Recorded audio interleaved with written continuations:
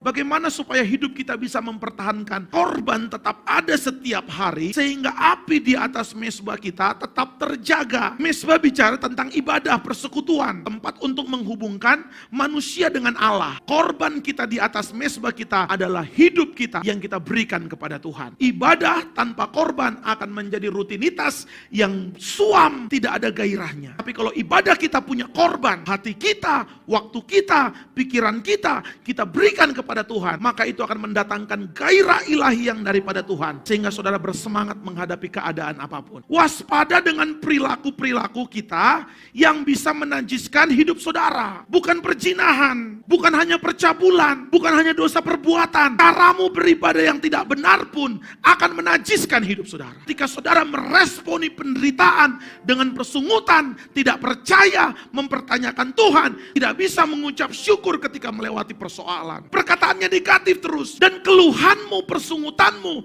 akan menajiskan hidupmu. Mau ditandai Tuhan? Dikasih tanda. Dan penderitaan yang menyakitkan itu membuat bekas luka, sehingga kemana-mana engkau bisa berkata seperti Paulus, aku milik Kristus. Aku gak bersungut-sungut waktu menderita. Aku mengucap syukur karena setiap penderitaan yang datang atas seizin Tuhan semakin mengokohkan tanda Kristus dalam hidupku. Kenajisan bait Allah itu akan membuat saudara tidak lagi punya korban yang menyala. Terhenti korbannya. Dan kalau korban sudah berhenti, maka korban itu akan menghentikan semua api Tuhan tidak lagi menyala di atas mezbah saudara. Saudara mau punya roh anak? Jangan pertanyakan Tuhan, jangan pertanyakan pemimpinmu, jangan pertanyakan keadaan. Kalau kamu mau dikorbankan, berikan hatimu dikorbankan.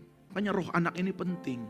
Roh anak ini membuat saudara tahan menderita tanpa mempertanyakan Tuhan. Orang mau bikin apapun, orang mau melakukan apapun, tidak mengubah hatimu untuk tetap taat setia kepada Tuhan. Belajar mengucap syukur dalam segala keadaan. Buat hatimu tetap suci, kudus, bebas dari segala sifat-sifat orang-orang bajingan tadi. Apa itu? Siap terima ganjaran, siap didisiplin oleh Tuhan. Itu akan membuat korban harianmu tetap jalan walaupun situasimu sedang dalam kondisi menderita, tetap bisa mengucap syukur, korbanmu akan tetap naik ke hadirat Tuhan. Dan kalau korbanmu tetap naik ke hadirat Tuhan, maka tidak ada yang bisa menajiskan saudara. Kalau Tuhan masih lihat ada korban, saudara akan diluputkan dari segala kenajisan, dari hati yang suam dan dingin. Dan saudara akan punya kekuatan untuk menghadapi situasi, keadaan, kesulitan, penderitaan seberat apapun. Karena ada cinta gairah ilahi yang daripada Tuhan.